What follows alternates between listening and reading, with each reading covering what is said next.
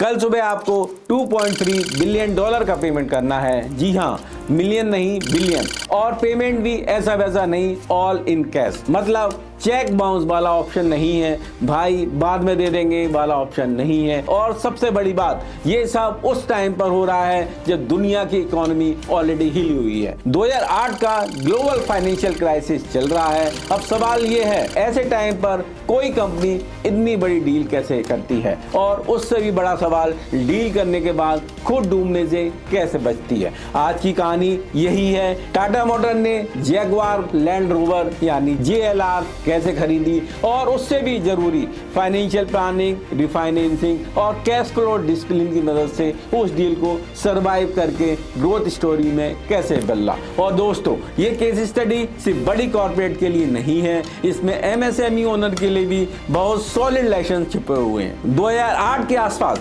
Tata motor Bharat में already एक strong automobile company थी। कॉमर्शियल व्हीकल में प्रेजेंस थी, पैसेंजर व्हीकल में भी प्रेजेंस थी, और ब्रांड नोन था। लेकिन एक लिमिटेशन थी, अगर ग्लोबल स्टेज पर प्रीमियम लग्जरी ऑटोमोबाइल सेगमेंट की बात करें तो वहां टाटा मोटर की डायरेक्ट पोजीशनिंग लिमिटेड थी। दूसरी तरफ फोर्ड के पास आइकॉनिक ब्रिटिश ब्रांड थे, जैगवार एंड लैंड रोवर। नाम सुनते ही प्रीमियम, हेरिटेज, लग्जरी और ग्लोबल हेरिटेज सब माइंड में आता है। लेकिन फोर्ड उस समय अपने बिजनेस को स्ट्रीमलाइन कर रहा था, फोकस शार्प करना था, फाइनेंस मैनेज करने थे, तो उसने डिसाइड किया JLR को बेच दिया जाए। और फिर आता है वो बड़ा मूवमेंट, 2 जून 2008 को टाटा मोटर ने जैगवार लैंड रोवर को फोर्ड से $2.3 बिलियन में ऑल कैश डील पर एक्वायर कर लिया। सोचिए जरा, Indian company, British luxury brand और deal size $2.3 billion all in cash, यानी एंट्री सिर्फ इंटरनेशनल नहीं थी, ये एक स्टेटमेंट था। फोर्ड ने JLR के पेंशन प्लान में लगभग $600 मिलियन का कंट्रीब्यूशन भी किया। अब बाहर से देखने पर ये बहुत ग्लैमरस डील लगती है, लेकिन CA की नज़र से देखो, ये ग्लैमरस के पीछे एक बहुत बड़ा सवाल छुपा हुआ है। इतना पैसा अरेंज कैसे हुआ, और एक्विजिशन के बाद प्रेशर हैंडल कैसे हुआ। अब यहीं से स्टोरी इंटरेस्टिंग होती है। बड़ी डील्स में न्यूज हेडलाइन सिर्फ इतना बोलती है कि एक्विजिशन हो गया, लेकिन असली गेम उसके बाद शुरू होता है। टाटा मोटर के सामने 3 बड़े चैलेंजेस थे। पहला चैलेंज, इतनी बड़ी डील के लिए पैसा टाइम पर अरेंज करना। दूसरा चैलेंज, जो फंडिंग ली जाए उसको स्मार्ट तरीके से मैनेज करना। तीसरा चैलेंज, एक्विजिशन के बाद कंपनी की लिक्विडिटी, कैश फ्लो और रिपेमेंट प्रेशर को कंट्रोल में रखना। अब प्रॉब्लम्स को थोड़ा और सिंपल बना देता हूँ। डील ऑल कैश थी, मतलब पेमेंट तो करना ही करना था, लेकिन प्रॉब्लम सिर्फ पेमेंट नहीं थी। प्रॉब्लम ये थी कि पेमेंट करने के बाद कंपनी फाइनेंशियल सफोकेट ना हो जाए, क्योंकि 2008 और 9 का पीरियड नॉर्मल नहीं था। पूरी दुनिया में क्रेडिट मार्केट टाइट थी, बैंक कॉशियस थे, लिक्विडिटी प्रेशर था, ऑटो सेक्टर डिमांड में भी वीकनेस थी। मतलब एग्जैक्टली वही टाइम था जब शॉर्ट टर्म फंडिंग लेना आसान नहीं था और लॉन्ग टर्म कॉन्फिडेंस मेंटेन करना बहुत ही मुश्किल था। तो सिंपल शब्दों में, टाटा मोटर ने डील तो कर ली, अब चैलेंज था EMI वाली जिंदगी में फंसे बिना उसे मैनेज करना। और यही वो जगह है जहाँ प्रॉपर फाइनेंशियल प्लानिंग सिर्फ अकाउंटिंग चैप्टर नहीं रहती, बल्कि सर्वाइवल टूल बन जाती। अब बात करते हैं उस टूल की जो इस डील में सबसे क्रूशियल था, ब्रिज फाइनेंस या ब्रिज लोन। ब्रिज लोन को बहुत आसान शब्दों में समझो। मान लो आपके पास सामने एक बड़ा मौका है, कोई फैक्ट्री, कोई मशीनरी, कोई बिजनेस एक्विजिशन, कोई कॉमर्शियल प्रॉपर्टी। अगर आपने जल्दी डिसीजन नहीं लिया तो मौका हाथ से निकल जाएगा, लेकिन आपके पास उस एग्जैक्टली टाइम पर long term cheap funding ready नहीं है, तो आप क्या करते हो, टेम्परेरी एक short term fast arrange fund लेते हो ताकि डील बंद हो जाए, और फिर बाद में उस शॉर्ट टर्म लोन को या तो रिपे करते हो या रिफाइनेंस करते हो। लॉन्गर टेन्योर और बेटर स्ट्रक्चर वाले फंड से यही ब्रिज फाइनेंस होता है। टाटा मोटर ने जून 2008 में JLR एक्विजिशन के लिए लगभग $3 बिलियन का 12 महीने के लिए ब्रिज फाइनेंस उठाया। अब जरा फील करो उस नंबर को, $3 बिलियन 12 महीने के लिए, यानी पैसा बहुत बड़ा और टाइम बहुत कम।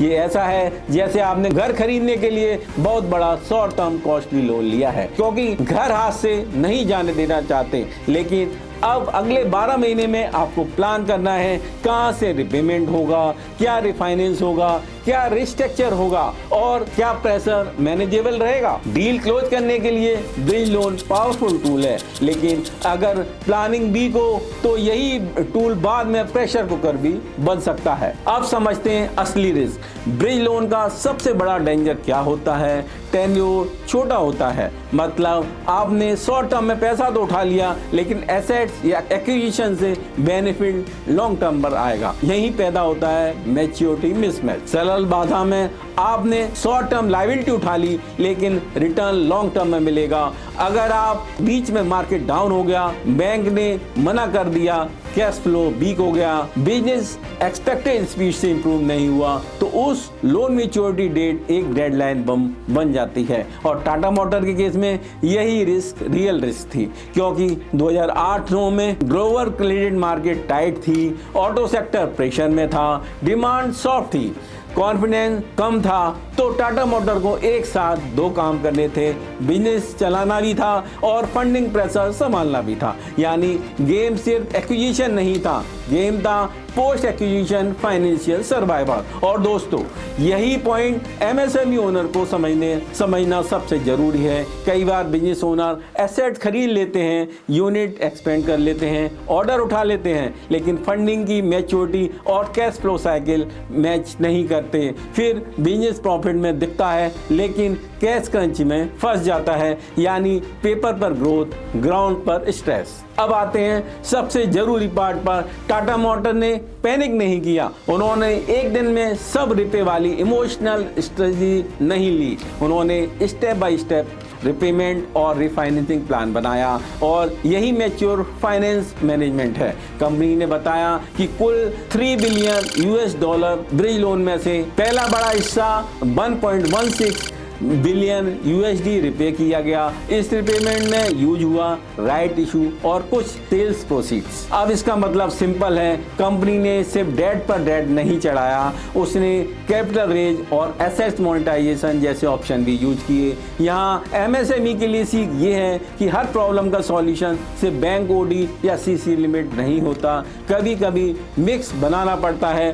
Promoter infusion, right type equity support, non core asset sale, internal accrual, debt restructuring. अब आगे बढ़ते हैं।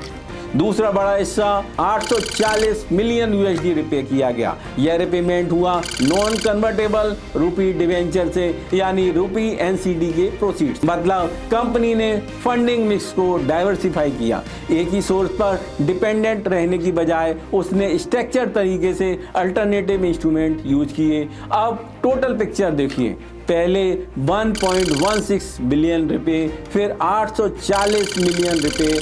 तो ब्रिज लोन का बड़ा हिस्सा सिस्टमेटिकली हैंडल कर लिया गया, लेकिन अभी भी स्टोरी खत्म नहीं हुई थी, क्योंकि कुछ अमाउंट अभी भी बच रही थी, और वही सबसे ट्रिकी हिस्सा था। अब आता है वो स्टेप जो मुझे पर्सनली इस पूरे केस स्टडी का स्मार्ट पार्ट लगता है। जब कंपनी प्रेशर में होती है तो अक्सर वो सिर्फ रिपेमेंट के बारे में सोचती है, लेकिन स्मार्ट फाइनेंस टीम एक और चीज समझती है। कभी कभी पैसा नहीं, टाइम सबसे बड़ा रिसोर्स होता है। टाटा मोटर ने 27 मई 2009 की प्रेस रिलीज के अनुसार अपने ब्रिज लोन के एक हिस्से को अमेंड कराया और 1 बिलियन USD की फाइनल मैच्योरिटी को 18 महीने आगे एक्सटेंड करवा दिया, यानी 31 दिसंबर 2010 तक। अब इसे सिंपल भाषा में समझते हैं। कंपनी ने सिर्फ ये नहीं कहा कि हमारे पास पैसे नहीं हैं, कंपनी ने मार्केट और लेंडर को ये दिखाया, हमारा प्लान है, हम रिपेमेंट कर रहे हैं, हम कमिटमेंट दिखा रहे हैं, लेकिन रिमेनिंग प्रेशर को मैनेजेबल टाइमलाइन में कन्वर्ट करना है। यानी उन्होंने सिर्फ लोन नहीं मैनेज किया, उन्होंने डेडलाइन को रीशेप किया। और बिजनेस में ये बहुत पावरफुल वो होता है, क्योंकि जब मैच्योरिटी एक्सटेंड होती है तो कंपनी को मिलता है कैश फ्लो को स्टेबल करने का मौका, ऑपरेशन को इंप्रूव करने का टाइम, डिमांड रिकवरी का इंतजार करने का शेप, रिफाइनेंसिंग को बेटर टर्म पर करने का चांस। मैं इसे एक लाइन में बोलूं तो टाटा मोटर ने डेट नहीं, टाइम बाय किया। और दोस्तों, कई बार बिजनेस टर्न अराउंड एक डिसीजन पर डिपेंड करता है। अब एक और इंटरेस्टिंग चीज देखिए, आप जब किसी कंपनी की क्रेडिटेबल होती है। जब वो लेंडर को क्लियर रोड मैप देती है तब वो रिपेमेंट में स्किन इन द गेम दिखाती है, तो मार्केट भी रिस्पॉन्स देता है। इसी अरेंजमेंट में 21 लेंडर शामिल थे और एक्सटेंडेड प्लान को 47% ओवर सब्सक्राइब बताया गया। मतलब लेंडर ने ब्रॉडली ये सिग्नल दिया, ठीक है हमें इस बोरोवर का प्लान सही लग रहा है। ये बहुत बड़ी बात है क्योंकि क्राइसिस वाले माहौल में ओवर सब्सक्रिप्शन कोई छोटी चीज नहीं होती है। इसका मतलब होता है कि आपकी क्रेडिबिलिटी अभी जिंदा है और यह क्रेडिबिलिटी सिर्फ ब्रांड नेम से नहीं बनती, यह बनती है डिसिप्लिन एग्जीक्यूशन से, ट्रांसपेरेंस कम्युनिकेशन से, रिपेमेंट एक्शन से और लेंडर कॉन्फिडेंस से। एमएसएमई वर्ल्ड में भी यही रूल चलता है। बैंक मैनेजर सिर्फ बैलेंस शीट नहीं देखता, वो ये भी देखता है बिजनेस ओनर कितना क्लियर है, प्रोजेक्शन रियल है या हवाई है, रिपेमेंट हिस्ट्री कैसी है, इंफॉर्मेशन टाइम पर देता है या नहीं। अब मैं पूरी स्टोरी को एकदम सिंपल वे में रैप करता हूँ। स्टेप नंबर 1, बड़ी अपॉर्चुनिटी थी, डील मिस नहीं करनी थी, इसीलिए टाटा मोटर ने 3 बिलियन का ब्रिज लोन लिया ताकि एक्विजिशन क्लोज हो सके। फिर कंपनी ने एक एक करके रिपेमेंट और रिफाइनेंसिंग की स्ट्रेटजी अपनाई। पहले 1.16 बिलियन रुपए किए, फिर 840 मिलियन यूएसडी और मैनेज किया। स्टेप नंबर 3, बाकी अमाउंट के लिए मैच्योरिटी एक्सटेंड करवाई, यानी प्रेशर को इमीडिएट बम से मैनेजेबल टाइमलाइन में बदल दिया। यही है प्रॉपर फाइनेंशियल प्लानिंग। बड़ा कदम लेना गलत नहीं है, बिना रिपेमेंट रोड मैप के बड़ा कदम लेना डेंजरस है और यही लाइन हर बिजनेस ओनर को याद रखनी चाहिए। ग्रोथ तभी सस्टेनेबल है जब कैश फ्लो ग्राउंड पर हो। कागज पर वैल्यूएशन, टर्नओवर, सेल्स और ऑर्डर बुक सब अच्छे लगते हैं, लेकिन मैच्योरिटी डेट किसी पावर पॉइंट को नहीं मानती। उसे पैसा चाहिए और टाइम पर पैसा चाहिए। अब सबसे बड़ा जरूरी पार्ट, इस केस स्टडी से एमएसएमई ओनर क्या सीखें, मैं इसे सीधे 6 पॉइंट में बोलता हूँ। Number 1, bridge loan temporary tool है, परमानेंट सॉल्यूशन नहीं है। अगर कोई बड़ा order, machinery, extension, take over या प्रोजेक्ट लॉक करना है तो शॉर्ट टर्म फाइनेंसिंग यूज हो सकती है, लेकिन उसे परमानेंट फंडिंग मत समझिए। यानी ब्रिज लोन लो तो साथ में पहले दिन से सोचो रिपे कैसे होगा, रिफाइनेंस कैसे होगा, कैश फ्लो कहां से आएगा। नंबर 2, शॉर्ट टर्म पैसे से लॉन्ग टर्म प्रेशर मत बनाओ। अगर आप लॉन्ग टर्म एसेट्स खरीद रहे हो और उसे शॉर्ट टर्म एक्सपेंसिव बोरोइंग से फंड कर रहे हो तो मैच्योरिटी मिसमैच होगा। फिर बिजनेस बोलेगा ग्रोथ और कैश फ्लो बोलेगा भाई दम घुट रहा है। और नंबर 3, रिपेमेंट प्लान को पीसेज में तोड़ो। एक साथ सब रिपे करने की कोशिश में बिजनेस चोक हो सकता है। बेहतर है माइलस्टोन बेस्ड अप्रोच लो। First repayment source, second refinancing source, third contingency plan, यानी देखेंगे वाला प्लान नहीं, स्टेज एग्जीक्यूशन प्लान चाहिए। नंबर 4, फंडिंग मिक्स बनाओ। हर जरूरत का आंसर सिर्फ बैंक टर्म लोन नहीं होता, सिचुएशन के हिसाब से मिक्स बना सकते हैं। Equity infusion, right style capital support, debenture, structure debt, internal accruals, non core asset sale. तो बिजनेस ओनर फंडिंग मिक्स समझ गया, वो प्रेशर में भी ऑप्शन के रास्ते खोलता है। नंबर 5, लेंडर को कॉन्फिडेंस दो। बैंक या लेंडर सिर्फ कोलेटरल नहीं देखता, वो गवर्नेंस भी देखता है। अगर आपके पास प्रॉपर MIS है, रियलिस्टिक प्रोजेक्शंस हैं, डिसिप्लिन कंप्लायंस है, टाइमली इंफॉर्मेशन है, कोविनेंट रेस्पेक्ट है, तो एक्सटेंशन, रिन्यूअल, रिस्ट्रक्चरिंग सब की पॉसिबिलिटी बढ़ जाती है। नंबर 6, टाइम खरीदना भी स्ट्रेटजी है। या बहुत लोग सोचते हैं कि एक्सटेंशन मांगना वीकनेस है। मैं कहता हूँ बिना प्लान एक्सटेंशन मांगना वीकनेस है, प्लान के साथ एक्सटेंशन लेना सही है। अगर आप ट्रांसपेरेंट हो, नंबर क्लियर है और इंटेंट जेन्युइन है तो टर्म रीनेगोशिएशन बिजनेस बचा भी सकता है और स्टेबल भी कर सकता है। तो दोस्तों, ये स्टोरी सिर्फ टाटा मोटर और JLR एक्विजिशन की नहीं है, ये स्टोरी है कैश फ्लो डिसिप्लिन की, मैच्योरिटी प्लानिंग की, रिफाइनेंस स्ट्रेटजी की और डिफिकल्ट मार्केट कंडीशन में काम डिसीजन लेने की। और होनेस्टी, यही वो डिफरेंस होता है जो किसी बिजनेस को बड़ी डील करने वाली कंपनी से बड़ी डील सर्वाइवल करने वाली कंपनी बनाता है। और अगर आपको ऐसे और केस स्टडी चाहिए तो कमेंट में लिखें नेक्स्ट केस, और ऐसे ही प्रैक्टिकल फाइनेंस लेसन के लिए जुड़े रहें।